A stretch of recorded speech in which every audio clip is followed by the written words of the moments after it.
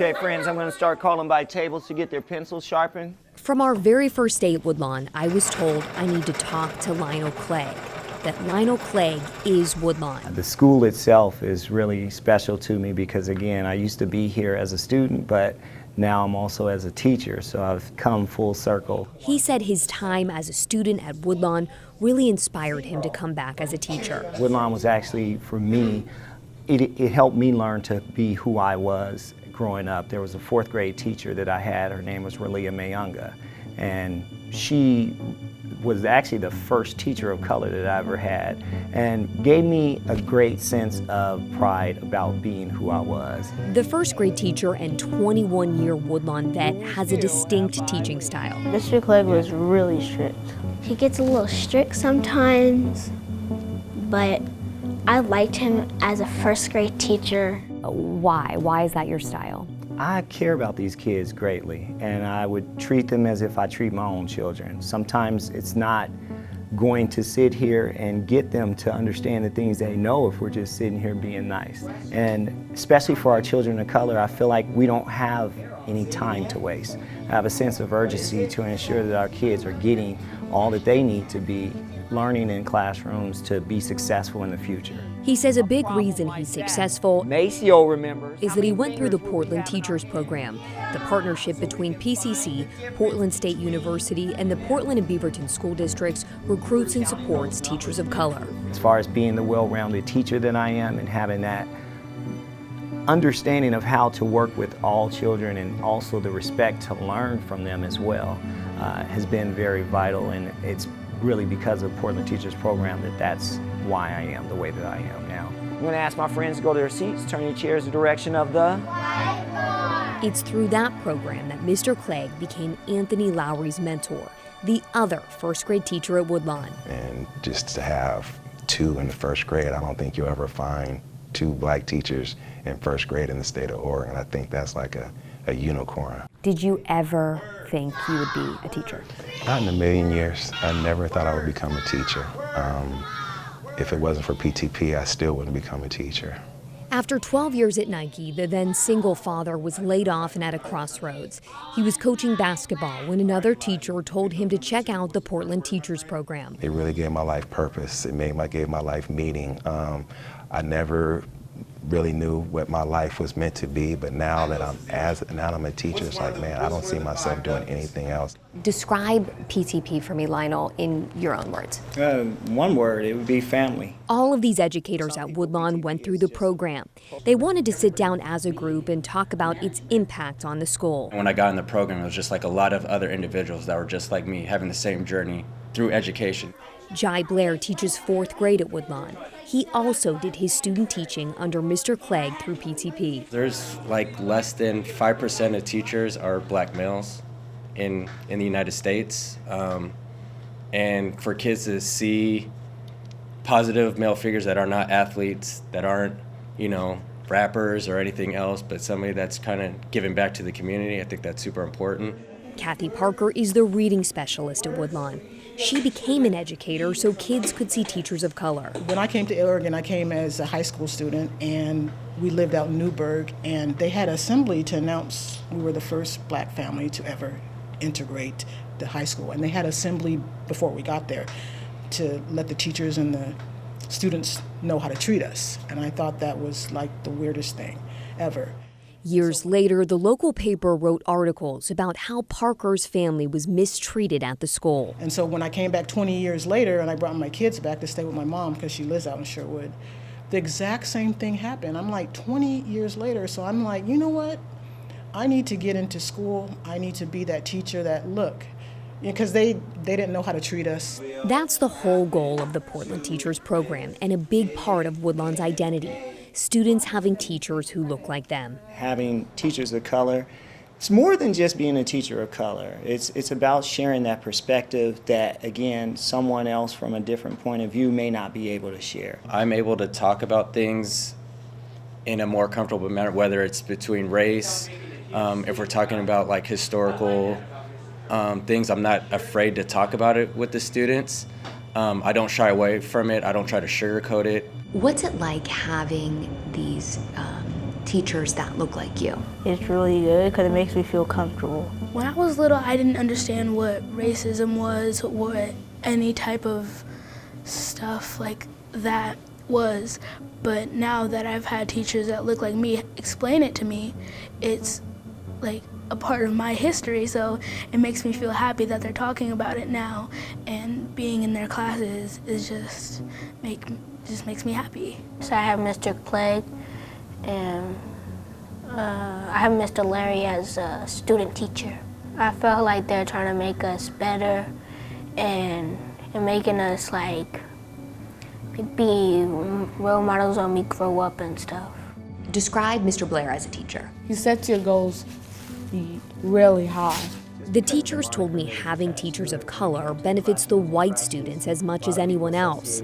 And that's important in the quickly gentrifying Woodlawn neighborhood, where more white families are moving in. The racial makeup of the school is changing, especially in the lower grades. I mean, it's also great for kids of all colors because they get different perspective in teachers. I've had great success with my Caucasian students because I give them my perspective. And a lot of times the kids don't get more than one perspective. A lot of times they'll get only one perspective all the way through school. While the partnership provides tuition waivers, former full-time teacher and current substitute at Woodlawn, Margarita Portillo, points out the rigorous program is far from a free ride. You paid for your books, you paid for anything else extra, your living expenses, but you needed to come to meetings every month, you needed to write papers, you needed to research, you needed to do all of these extra things and carry a B average. Now, after 30 years and 230 graduates, the program that brought almost all of the teachers of color to Woodlawn is in danger of ending. And at this point, PTP is no longer taking new students in just because of the uncertainties of the future of PTP. While PSU put $500,000 towards the program, that will only pay for the current students to finish out school. PTP's director confirmed they are no longer taking new students while they figure out how or if they can move forward. I think it's sad hearing that students are knocking on the door at PTP wanting to become an educator, and they're getting turned away because there is no funding for it. I wouldn't be here if it wasn't for PTP, and there's somebody out there right now that's wanting to become a teacher. That might be their avenue, and they're not able to do it. I mean, I just feel like they don't understand, or they don't want to understand how the importance of putting teachers of color in schools, especially Northeast schools. I think that just Portland State not really wanting to support us is kind of like, I figure it's just another part of gentrification.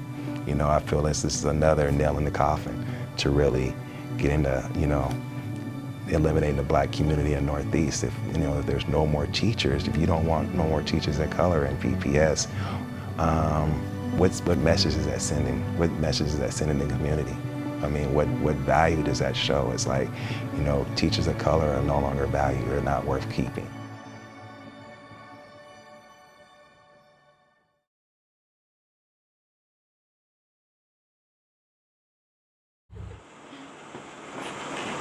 You can bring me the keys from the car, though.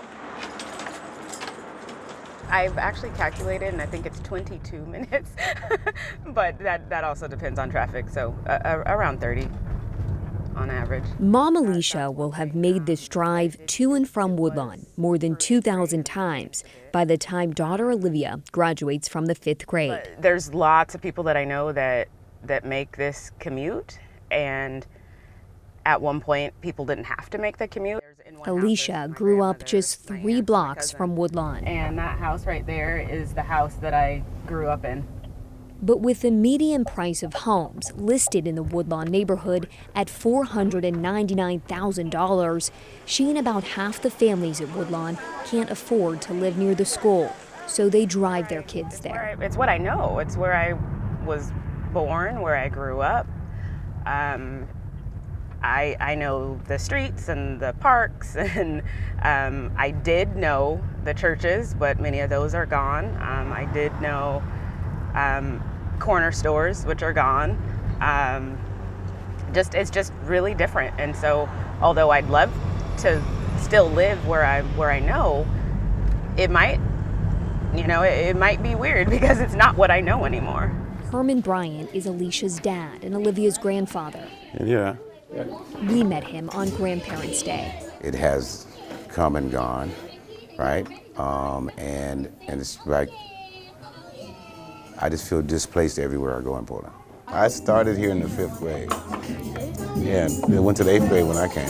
Herman's mother still lives in the neighborhood, but has felt the pressure to sell. Just the kind of the shoving that they do, that individuals do, or knocking on the door and asking you to sell your house. You know, those kind of discomforts is really like very traumatizing to my mother. You get pestered all the time. Do you want to sell your house? Notes, letters, people calling, knocking. I mean, you wouldn't see that in any other community. Okay, friends, I need you to stay with me. First grade teacher Anthony Lowry grew up near Woodlawn too. I mean, my whole family pretty much lived in a 3-mile radius.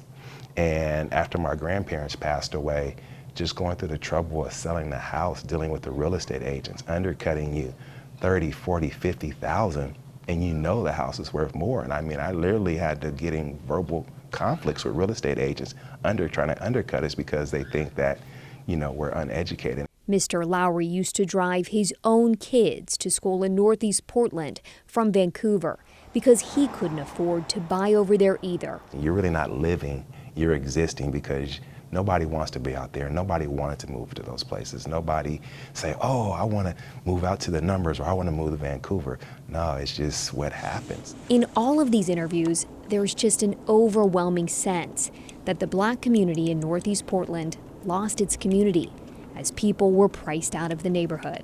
It's like walking through a graveyard. It's like seeing tombstones. It's like things that used to be there. Houses people used to know, community-centered places, restaurants that you used to grow up, you grew up with.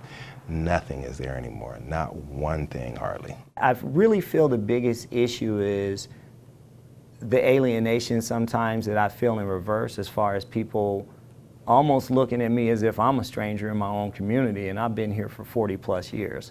So I don't understand how all of a sudden I'm the one that's the outsider. It's just different, right? It's just different, and that difference makes me feel powerless.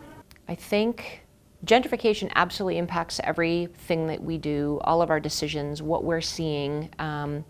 It impacts our community events, it impacts our conversations. We are looking to keep a community feel in a school that families want their students to go to, even though they are not part of what's outside of our school community. We are holding tight to Woodlawn School community in the work that we're doing. That's where my mom grew up, and now they can't live there anymore. And coming back to Woodlawn helps keep some connection. But I just have to keep moving forward and doing everything I can so that one day someone won't be able to tell me that I have to move out of my neighborhood.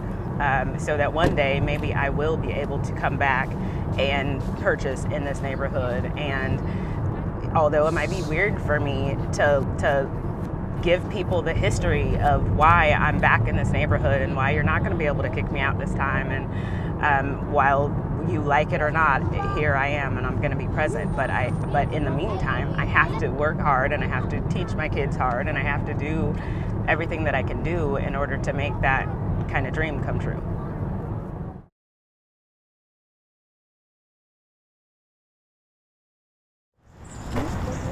Everybody got everything? You got your backpacks? All right. Ray Hale is walking his 4 kids to Woodlawn. We have Ray Jr., Ramaya, Raymir, and Jackson. But this morning is all about Dad. We're going to the school, walking to the school. We're doing Dads and Donuts. So once a year, they have Dads and Donuts. As you can see, I'm a single dad of 4, so I do everything. And like I say, it's just important for me to show my kids that I love them and for my kids. It's one of the school's most popular events. All right, so you guys gonna give me some donuts? Yeah. All right, I'm looking forward to it. Hey, Mike, how you doing over there? All right, you ready for a donut? All right. Just a morning with Dad and a donut. Good morning. Or 2. Good morning. That's what it's all about. See all these dads? That's what it's all about. Community. Hi, Owen, I'm glad you're here. Yep, here you go. You got it? Thank you so much. Thanks for having me. feels great and exciting because then I get to hang out with my dad in my school. Yeah. Take 3. Woodlawn's auditorium was packed with dads like Ray. It's just showing their love and showing their support for their children and their community. See this? This is a village. And this village can build a city. Moms. Everybody's welcome. Hi, Daniel. Yep, this is Bexley. Dads who have had this donut date for 5 years in a row. And it's a special time for us to connect. I've come every year since she was in kindergarten. It's been really cool because I've seen the event kind of grow. Like the line to get in has exponentially grown every year. Love you. Love you too. And grandparents. Karen's grandfather came in from Seattle. She called me and asked me could I come to have a donut with her. She don't ask for too much, but something I can do. And I love doing things for her. I'm not. She's been special to me ever since she's been here. And things she do and ask for is not much. But anything I can do for her make my day. Love you. Love you too. Everybody needs a dad in their life, you know? And if that, I mean, it just shows the love, you know? It's all love. Love you.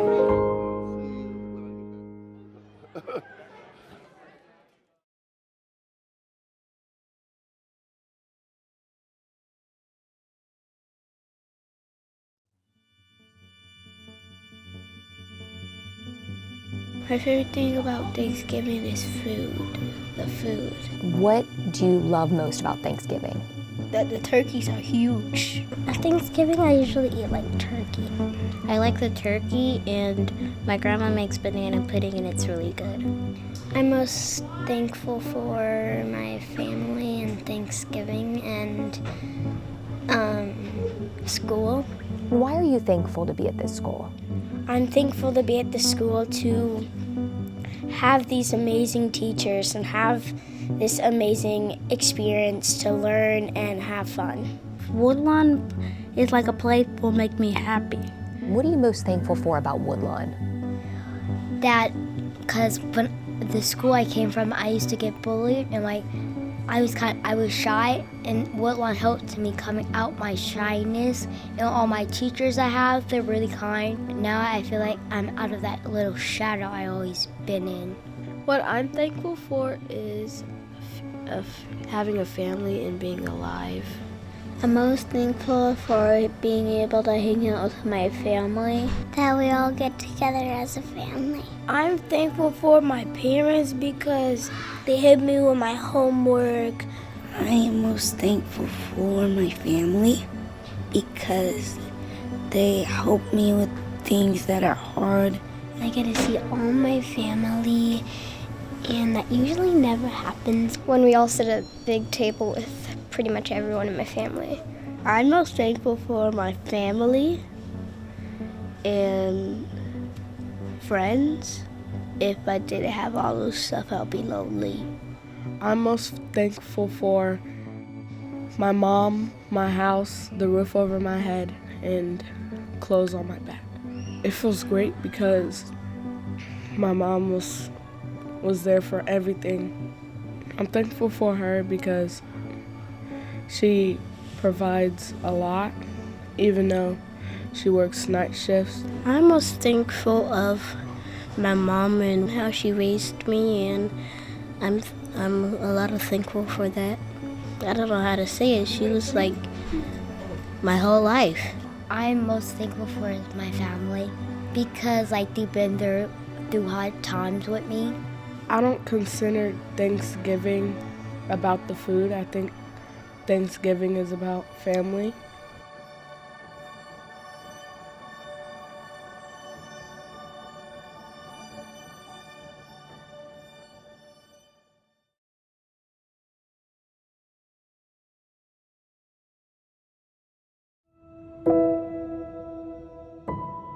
When Lionel Clegg saw Karen's chair was still empty a week after Christmas break, he knew something must be off with one of his best students. So didn't really think nothing of it. outside of maybe she's either taking an extended vacation or maybe she's sick. We never interviewed the quiet, bright first grader during our year-long series about life at Woodlawn Elementary School. We did get some video of her while filming in Mr. Clegg's class at the beginning of the year, and here she is laughing with friends on school picture day. The 7-year-old is from Guatemala. Mr. Clegg always made sure to use the Hispanic pronunciation of her name. Cotton was very shy. One thing I say in my class all the time is that leaders aren't quiet. So I expect her to speak out. And she would always talk with her hand over her mouth. And she knew you can't answer a question with me covering your mouth. So she got into the habit of doing that. And I began to see that light shine in her and that confidence build in her before Christmas break. Woodlawn secretary Sandra Vasquez Luna could see Karen's confidence growing. I remember like it was yesterday when she came in to register. She didn't speak English, Dad didn't speak English. From last year to this year, that girl came long ways. She got her English so quickly. Assistant Principal Alma Velasquez saw it too. Karen had been at Woodlawn since kindergarten. And so she had been with us already over a year, established herself as a great student, a student who was making a lot of progress. You know, we do awards, and we do have reading awards, writing awards, and math awards. She actually had the award for overall growth because she was thriving in all areas. She never missed this many days of school. After 10 days, our kids are kicked off of our roster if they haven't attended school. So I went to the office just to see, hey, have we called her house yet, just to see if anything's going on or what the deal is. So then I started reaching out to people on her emergency contacts, and an aunt picked up, and she's the one that told me that they got deported after their court hearing. She told me at that point that Cotton had been deported. So it hit me just like a ton of bricks because, again, I'm still working with my kids at the time, but just now I really couldn't think of anything but, you know, the things that maybe Cotton and her family are going through, and that was really hard. I ended up calling the family that she has in town, and they did share with me that the family had been ordered to leave, and they left this month. There was talk of deportation, sadness, and fear at Woodlawn those next few days. It's not something that I even knew how to deal with.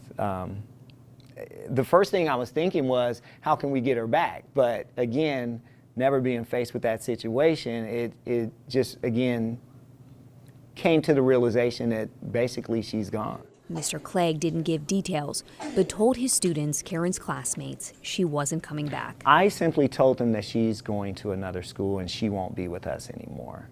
There were a lot of kids just in that statement alone, you know, that were upset. What went through your mind?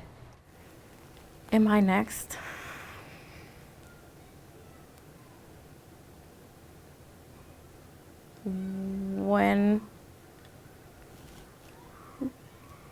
How long will I have with my family?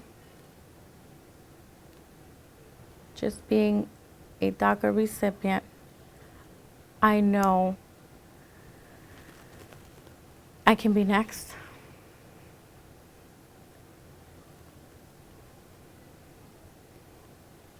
Sorry. It's hard. Sandra was brought to the U.S. from Mexico before she was 1. Now she has 5 kids of her own. Her DACA, or Deferred Action for Childhood Arrivals status, means she can live and work here for now. It's not a guarantee she can stay forever. It's never been that close to us. It's never been where kids had to question, wait, where did Karen go? Or what happened to Karen? Or it's now starting just the explanation of giving to the kids. It's hard on me. Alma could also relate. And this is a story that's personal to me. You know, my father was an undocumented immigrant. And so if it weren't for the fact that he took that risk, me and my family would not be here right now. So I understand very well that people leave their countries for a number of reasons, because they have no other choices. It's not a risk that you ever take lightly. 20% of students at Woodlawn are Hispanic, 14% are English learners. Woodlawn in every Portland public school has a very clear policy. They don't care about a student's immigration status. They will teach and provide a safe environment for every student in their school. We don't ask any questions of our students. We never ask when they show up, do you have papers? That is not ever, the question that we ask is, how can I help? You know, what do you need? Because it's irrelevant. I don't see kids as, are you here with a legal status or not? According to school board policy, immigration and customs enforcement officials can't enter a Portland public school without notifying the superintendent and district's general counsel in person first. If ICE enters Woodlawn, they go into lockdown. Portland Public Schools was one of many districts across the country to pass this type of policy in November of 2016 after President Trump was elected. When this first really hit the fan, I believe last year, there were letters sent out informing our parents to, rest assured that we're not doing any special documentation checks or anything to that effect to make you leery or weary of bringing your children to school. So that's been something I've been very, again, confident and comfortable in, and a little overly confident and comfortable at this point. So, if a family member says a student was deported, school officials would not investigate further or have any real way of finding out more information. Immigration proceedings are incredibly private. There's no public immigration court docket, no way to immediately access public records unless you know what's called an A number or alien number. ICE would not tell us anything about Karen because she's a minor. They did say Karen's dad, Miguel Gaspar, entered the country illegally in 2018 near the border between Mexico and New Mexico. He was caught by Border Patrol agents, released into the U.S. a few days later, and was being monitored by immigration officials through phone calls and in-person checks. ICE said Gaspar was not deported, but going through immigration proceedings and had a hearing next month. The judge at the last two immigration hearings ordered a voluntary removal, but he was granted a continuance. He sent Karen back to Guatemala before that third hearing. We don't know if Gaspar is still in the U.S. or back there too. There's immigrant children in every school, and so this is not a unique story, sadly, that we lose children this way. Yeah. Alma knows people will say Gaspar did this to himself and to Karen. I think people who speak that way haven't had the need to find a better place for their family, haven't seen themselves in a situation where, they had to do something, because I am a mother, I am, like I said, an immigrant. I can't imagine that I wouldn't move everything for my child, that I wouldn't go to the ends of the earth to give her an opportunity that I thought she could have. At Woodlawn, it doesn't make a difference if Karen and her dad were deported, facing deportation, or left because the weight of the unknown was just too much. Karen's gone, and so is the person she could have been here. I seen a little girl grow up in a short amount of time, and I know the potential that she has. I'm sorry this happened to her. That I hope she's well, and that we really cared about her, and that we thought she was very special. That her friends miss her. That's what I would say. Yeah.